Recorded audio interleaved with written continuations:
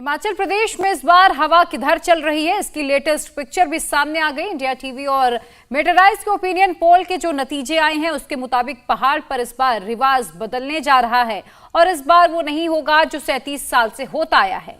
इस बार हिमाचल प्रदेश में बीजेपी की सरकार रिपीट होगी। लोगों के मन में सवाल है कि केजरीवाल का क्या होगा। क्या केजरीवाल हिमाचल प्रदेश में कुछ कर पाएंगे और क्या प्रियंका गांधी को ज्वाला देवी का आशीर्वाद मिलेगा? ये रिपोर्ट देखिए, हिमाचल की हवा का अंदाजा हो जाएगा। हिमाचल में इस वक्त दो बातें चर्चा में हैं। 5-5 साल वाला रिवाज और डबल इंजन का कामकाज। असली लड़ाई इन्हीं दोनों की है। एक तरफ लोग कह रहे हैं कि हिमाचल प्रदेश का तो रिवाज है, 5 साल बाद सरकार बदल जाती है। दूसरी तरफ लोग मोदी सरकार और हिमाचल की बीजेपी सरकार के कामकाज की बातें करते हैं। बीजेपी अपना कामकाज भी गिना रही है और रिवाज बदलने का दावा भी कर रही है। सवाल यह है कि भारी कौन पड़ेगा, रिवाज या कामकाज? हिमाचल का सबसे लेटेस्ट ओपिनियन पोल सामने आ गया है। पहले उसकी एक झलक देख लीजिए, उसके बाद हिमाचल की पूरी पिक्चर सामने रखेंगे। सबसे बड़ा सवाल यही था कि हिमाचल में ट्रेंड बदलते हुए क्या कोई सरकार रिपीट होगी? इस बार बीजेपी की सरकार क्या वापसी करेगी? इस पर 48% हमारे सर्वे के अंदर जिन लोगों ने जवाब दिए उन लोगों का मानना था कि हां, बीजेपी वापसी करेगी। 43% 43% लोगों का मानना था कि ऐसा नहीं होगा, परिवर्तन होगा। और नहीं कह सकते ऐसा 9% लोगों का मानना था जिनकी अपनी कोई राय नहीं थी। तो हां और ना के बीच गैप 5% का है। क्या ये वोट में तब्दील होगा, सीट में तब्दील होगा, आपके सामने आएगी बात। लेकिन ज्यादातर लोगों ने माना कि हां, बीजेपी की सरकार दोबारा बन सकती है और ये ट्रेंड हर बार सत्ता परिवर्तन का टूट सकता है। इस बार हिमाचल के चुनाव में कांग्रेस की कमान प्रियंका ने संभाली। प्रियंका घूम घूम कर परिवर्तन की बात कर रही है, परिवर्तन प्रतिज्ञा रैली कर रही है। लेकिन कांग्रेस को सबसे बड़ा डर बीजेपी के हिंदुत्व से है। बीजेपी ने हिंदुत्व के सबसे बड़े चेहरे को हिमाचल में उतार दिया है। कांग्रेस को 55 वर्षों तक शासन करने का अवसर प्राप्त हुआ था देश के अंदर। आखिर अयोध्या में राम जन्मभूमि पर भगवान राम के मंदिर निर्माण का मार्ग क्यों नहीं इन्होंने प्रशस्त किया? कांग्रेस उसमें बैरियर बन रही थी। ये प्रधानमंत्री मोदी जी की दृढ़ इच्छा शक्ति, उनका मार्गदर्शन, उनका समर्थन मिला।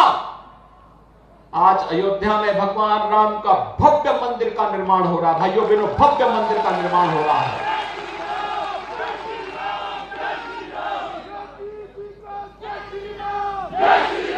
आपने अयोध्या की दीपावली देखी होगी अभी, क्या भव्य दीपोत्सव था? क्या कांग्रेस दीपोत्सव करा पाती? क्या कांग्रेस अयोध्या में राम मंदिर का निर्माण करा पाती? क्या कांग्रेस काशी में काशी विश्वनाथ धाम का निर्माण करा पाती? और क्या काशी बाबा केदारनाथ के धाम का पुनरुद्धार करा पाती? या फिर महाकाल का पुनरुद्धार का कार्य? यही तो है आस्था का सम्मान। राज नहीं, रिवाज बदलने की बात करने वाली बीजेपी एक बार फिर हिमाचल प्रदेश में परंपरा को तोड़ने की बात कर रही है और परंपरा तोड़ करके सरकार को रिपीट करने की बात कर रही है। बीजेपी की कैंपेनिंग को अगर हम देखें हिमाचल प्रदेश में तो मोटा मोटी 3 मुद्दों पर बीजेपी की कैंपेनिंग टिकी हुई नजर आती है। पहला मुद्दा है विकास का, दूसरा मुद्दा है राष्ट्रवाद का और तीसरा मुद्दा है हिंदुत्व का। शायद यही वजह है कि उत्तर प्रदेश के मुख्यमंत्री योगी आदित्यनाथ यहाँ पर खासा पॉपुलर नजर आ रहे हैं। उनकी रैलियों में भीड़ जो है वो काफी संख्या में देखी जा रही है। योगी आदित्यनाथ जब हिमाचल की रैलियों में राम मंदिर की बात करते हैं तो कांग्रेस की बेचैनी बढ़ जाती है। योगी के हिंदुत्व को काउंटर करने के लिए प्रियंका गांधी ने एक बार फिर लाल चुन्नी ओढ़ ली है। प्रियंका गांधी कांगड़ा के ज्वाला देवी मंदिर में पहुंचकर पूजा कर रही है।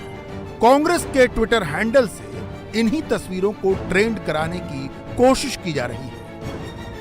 कांग्रेस की ये स्टाइल नई बिल्कुल नहीं है। चुनाव आते ही कांग्रेस के नेता मंदिर मंदिर, द्वारे द्वारे जाने लगते हैं। प्रियंका उसी स्टाइल को फॉलो कर रही है।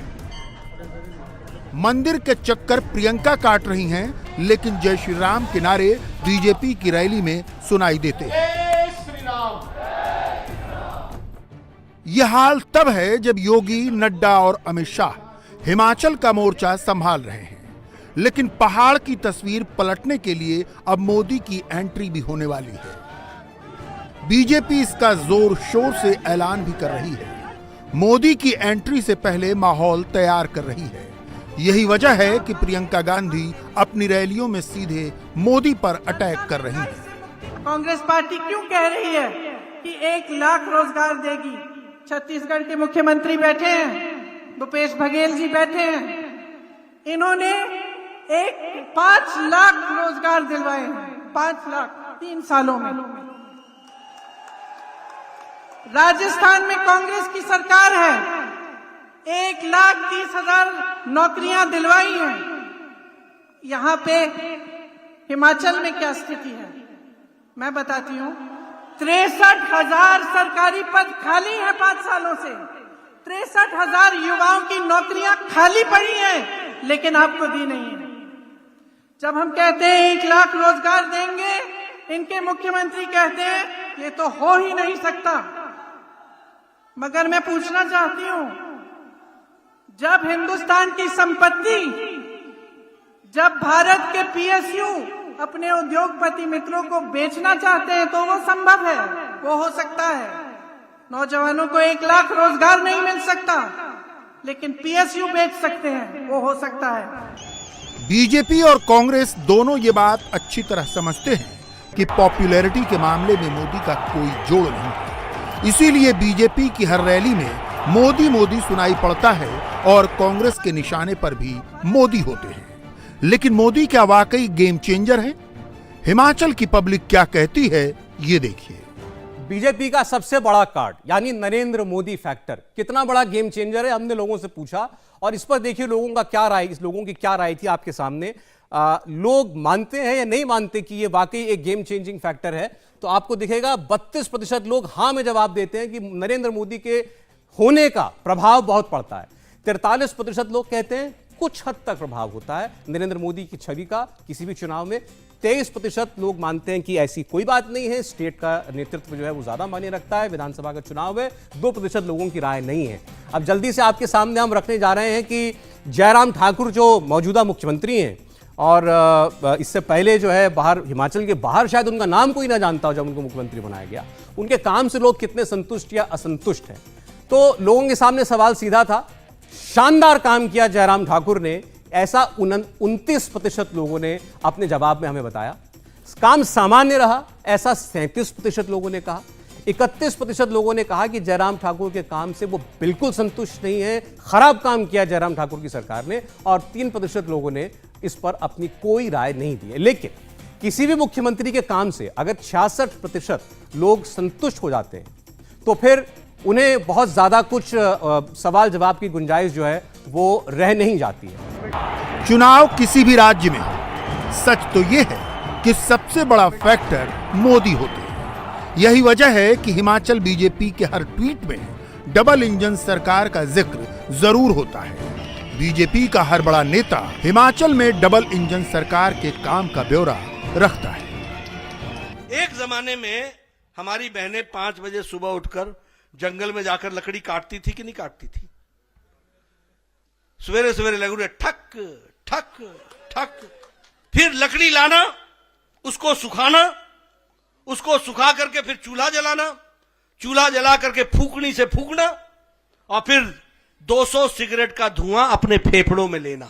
मोदी जी ने उज्ज्वला योजना में 8 करोड़ बहनों के घरों में चूल्हा पहुंचाया, महिला सशक्तिकरण किया 8 करोड़ बहनों को, और उसमें से 1,37,000 हिमाचल प्रदेश में भी किया गया। आप याद रखिए, हम सेवा करने वाले लोग हैं, वो मेवा खाने वाले लोग हैं। हम मिशन से काम करते हैं, वो कमीशन काम के लिए काम करते हैं। कितिए डहुए कितिए।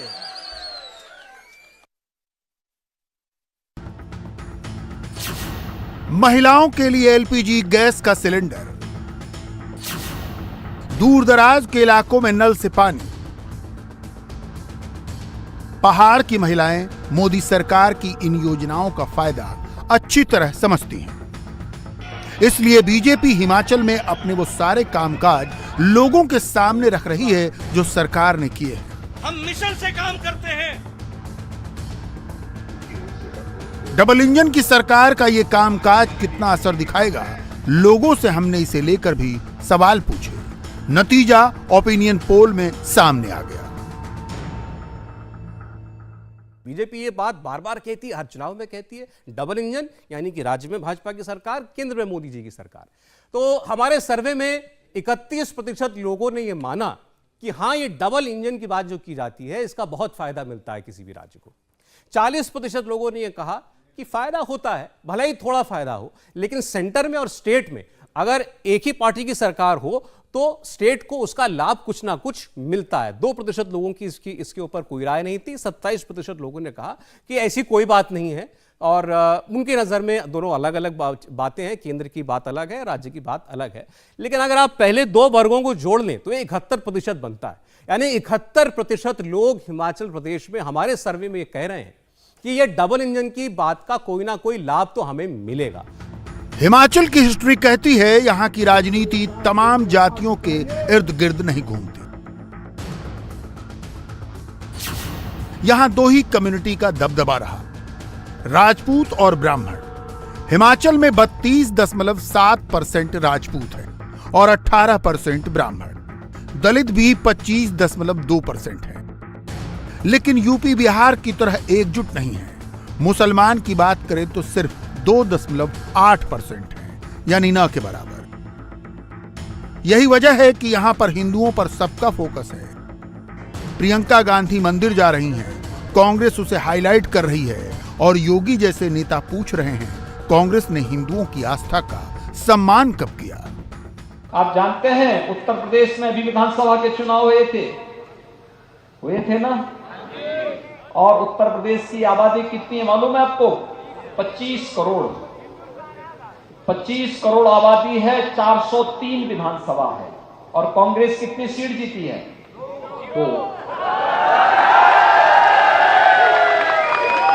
2 सीट जीती है। और भाइयों बहनों,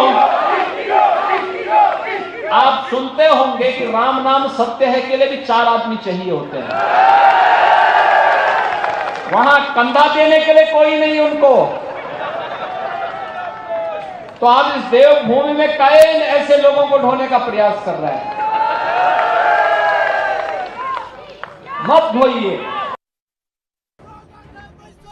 ओपिनियन पोल में 3 सवाल सबसे बड़े हैं। किस पार्टी की सरकार आएगी, किसे कितने वोट मिलेंगे, और किस पार्टी को कितनी सीटें मिलेंगी। ओपिनियन पोल में इसका साफ साफ अनुमान सामने आ गया है। तो बीजेपी को इंडिया टीवी और मेट्राइज के ओपिनियन पोल के मुताबिक 46% वोट मिल सकते हैं। 46% वोट बीजेपी को इस चुनाव में हासिल हो सकते हैं, यह हमारा सर्वे कहता है। आपके सामने आंकड़े हैं। कांग्रेस पार्टी पीछे है, लेकिन बहुत पीछे नहीं है। 42% वोट कांग्रेस पार्टी को भी मिलता हुआ दिखाई दे रहा है। आम आदमी पार्टी यानी अरविंद केजरीवाल के लिए बहुत ही निराशाजनक नतीजे कम से कम इस सर्वे के हैं। केवल 2% वोट उनको हासिल होता हुआ दिखाई दे रहा है। अन्य से भी 8% कम, जिनको 10% वोट मिल सकते हैं। वोट स्विंग की अगर हम बात कर लें कि पिछली बार 2017 से इस बार कितना परिवर्तन हुआ है, तो आप देखेंगे कि भारतीय जनता पार्टी का वोट शेयर जो है वो गिर रहा है, उसमें कमी आती हुई दिखाई दे रही है, और कांग्रेस पार्टी का वोट शेयर बढ़ता हुआ आपको दिखाई देगा। स्विंग का जो ग्राफिक है उसको प्ले कीजिए ताकि लोग ये देख पाएंगे कितना अंतर जो है वो आया है इन 5 वर्षों के अंदर। बीजेपी 2017 के अपने 49% वोट शेयर से थोड़ा खिसककर 46% पर आ रही है, -3% का स्विंग। कांग्रेस पार्टी 42% पर है। ओपिनियन पोल के नतीजे कहते हैं कि 2017 की तुलना में इस बार बीजेपी का वोट परसेंट कम हो सकता है, लेकिन कांग्रेस को इसका फायदा मिलता नहीं दिख रहा। मतलब साफ है कि कुछ न कुछ वोट तो आम आदमी पार्टी को भी मिलेंगे, लेकिन सबसे ज्यादा वोट बीजेपी के खाते में ही जाते दिख रहे हैं।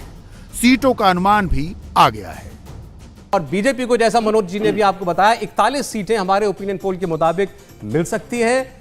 25 सीटें कांग्रेस पार्टी को हासिल हो सकती हैं। आम आदमी पार्टी को कोई सीट मिलती हुई दिखाई नहीं दे रही और अन्य के खाते में, यानी जो निर्दलीय होंगे या कोई छोटी पार्टी होगी, उसको 2 सीटें मिल सकती हैं। तो 41 और 25 ये काफी बड़ा गैप है। बीजेपी की टैली यहां भी पिछली बार से कम हो रही है, लेकिन मेजॉरिटी मार्क से काफी ऊपर बीजेपी है। कंफर्टेबल मेजॉरिटी इसको आप कह सकते हैं। ओपिनियन पोल में तो बिल्कुल पिक्चर क्लियर है। हिमाचल में बीजेपी को बहुत हल्का सा नुकसान हो सकता है, लेकिन बीजेपी और कांग्रेस का फासला काफी है।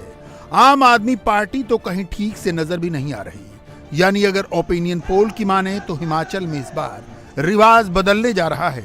बीजेपी की सरकार रिपीट होने जा रही है। इंडिया टीवी हर वक्त हर जगह डाउनलोड करने के लिए सर्च करें India TV news Google play store या ऐप स्टोर पर।